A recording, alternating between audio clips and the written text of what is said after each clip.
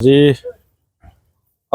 আচলমতে আজি মই এটামানত এই খবৰটো মই পালোঁ সামাজিক মাধ্যম তথা আমাৰ দলীয় যিখিনি মানে গ্ৰুপ আছে ইয়াত পালোঁ যে আমাৰ এজন মানে উচ্চ শিক্ষিত যিটো মানে কটনিয়ান প্ৰাক্তন কটনিয়ান তথা গুৱাহাটী যি হাইকোৰ্ট এই হাইকোৰ্টত এজন ছিনিয়ৰ এডভকেট আৰু আমাৰ UPPL দলৰ উপসভাপতি তথা আমাৰ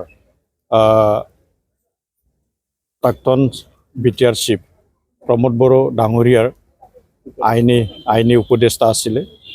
তো তেখেতৰ যি এটা বিয়োগ এই বিয়োগ অকল মানে এই তামোলপুৰ অঞ্চলেদি ক্ষতি হৈছে এইটো নহয়।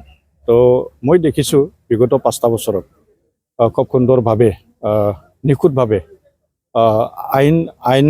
আইনৰ যি বিভাগ এই আইনৰ বিভাগটো বা এই যি যোৱা 5টা বছৰত যি নিখুঁতভাৱে চৰকাৰ চলোৱাত আমাৰ চিফ মহোদয়ক প্ৰমোদ বড়ো মহোদয়ক খুব মানে সহায় কৰাটো মই দেখিছিলোঁ।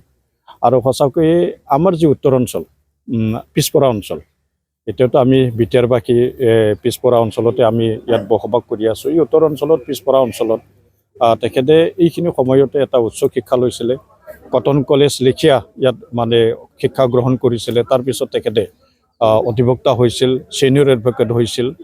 আজিৰ সময়ত তেখেতৰ যি এটা বিয়োগ এই বিয়োগ অকল ৰাভা জনগোষ্ঠী নহয়, অকল তামোলপুৰ অঞ্চল নহয়, এই মানে আমাৰ সমগ্ৰ বিটিয়াৰ অঞ্চল তথা অসমৰ এটা মানে অপূৰণীয় যি এটা ক্ষতি তেখেতৰ যিখিনি মানে পাৰিদৰ্শিতা তেখেতৰ যিখিনি মানে এটা মহল বুলি কয় যিটো মহল এই মহলটো ইমান অতি মানে বহুত সোনকালে এইটো বনাই লোৱাটো বা বনোৱাটো ইমান সম্ভৱ নহয়।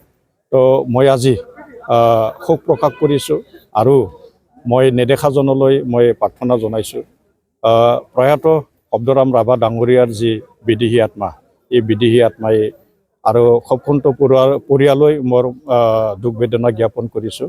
তেখেতৰ যি বিদেহী আত্মা এই চিৰশান্তি লাভ কৰক, মই এইটোকে মানে নেদেখাজনৰ ওচৰত প্ৰাৰ্থনা জনাইছোঁ।